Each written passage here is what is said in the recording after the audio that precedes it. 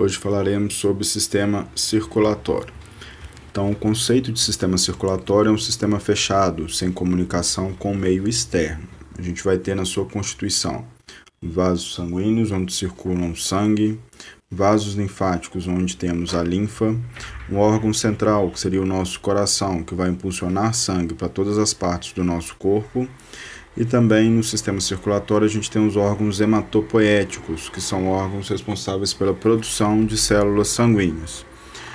Funções do nosso sistema circulatório: conduzir material nutritivo e oxigênio a todas as células do nosso organismo, recolhendo delas simultaneamente produtos finais do metabolismo, como substâncias tóxicas e gás carbônico. Além disso, a gente vai ter a defesa do nosso organismo através de células especializadas contra substâncias estranhas e micro-organismos.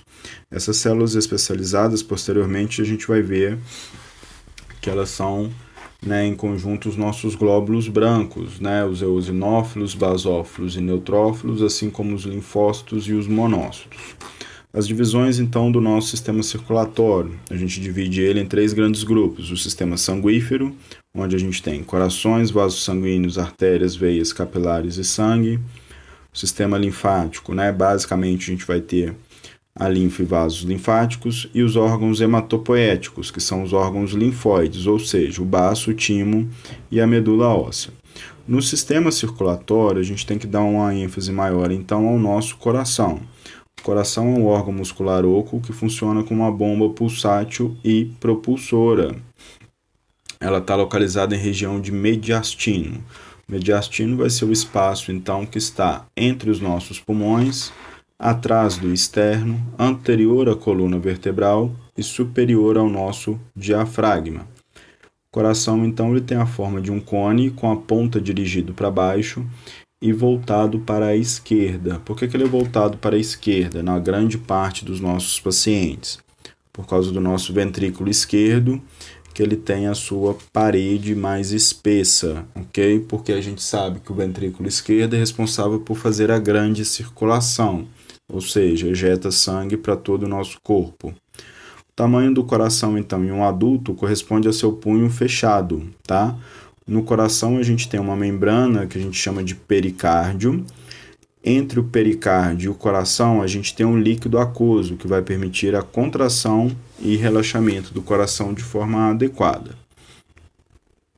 Nosso coração, então, ele é constituído por 3 camadas. A gente tem, então, o epicárdio, que é a camada mais externa. Temos o miocárdio, que é a camada média, é a camada mais importante porque ela é que é responsável pelo movimento do nosso coração. Ela possui contrações automáticas, o automatismo cardíaco, a atividade elétrica, ela está presente no nosso miocárdio. Essas atividades e contrações automáticas que permitem impulsionar o sangue para os vasos sanguíneos, tanto para ir para os pulmões quanto para o corpo inteiro, A gente sabe que o miocárdio, então, através das suas contrações, ele vai fazer, então, o nosso ciclo cardíaco. E a gente tem, por fim, o endocárdio, que é a camada mais interna do nosso coração, que vai revestir as 4 cavidades do nosso coração. As cavidades cardíacas é o átrio direito e o ventrículo direito, átrio esquerdo e o ventrículo esquerdo. A gente tem que ter uma atenção aqui ao miocárdio, porque é muito comum a gente ouvir o seguinte: o paciente apresenta infarto agudo do miocárdio. O que isso quer dizer? Quer dizer, então, que ele sofreu uma alteração na camada média do coração, na camada, então, responsável pelas contrações e movimentos do coração.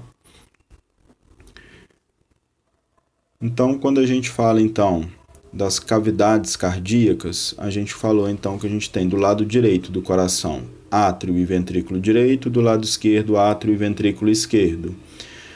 Porém, o que acontece? O átrio direito e o átrio esquerdo, eles não podem se comunicar, porque o átrio direito, o lado direito do coração, o átrio e o ventrículo direito, ele é rico em sangue venoso, enquanto o átrio e o ventrículo esquerdo é rico em sangue arterial. Então, entre os átrios, para eles não se comunicarem, a gente tem o septo interatrial. Entre os ventrículos, a gente tem o septo interventricular. a gente só vai ter comunicação de átrio para ventrículo, tá? Ou seja, átrio direito se comunica com o ventrículo direito. Porém, entre essas duas estruturas, essas duas cavidades, a gente tem a válvula, que vai impedir o refluxo de sangue.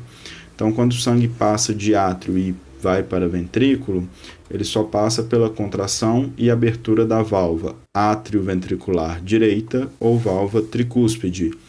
O mesmo acontece com relação a ventrículo esquerdo e átrio esquerdo. Então, o átrio esquerdo contrai e a gente tem a abertura da válvula átrio-ventricular esquerda ou válvula mitral. Então, no nosso desenho, a gente tem átrio direito, átrio esquerdo e ventrículo esquerdo. Entre átrio e ventrículo, a gente tem essa primeira válvula, que é a válvula tricúspide ou válvula átrio-ventricular direita. Entre átrio esquerdo e ventrículo esquerdo, a gente tem então a válvula átrio-ventricular esquerda ou válvula mitral. Nessa imagem a gente consegue ver essa espessura, né, esse septo, que é o septo interventricular.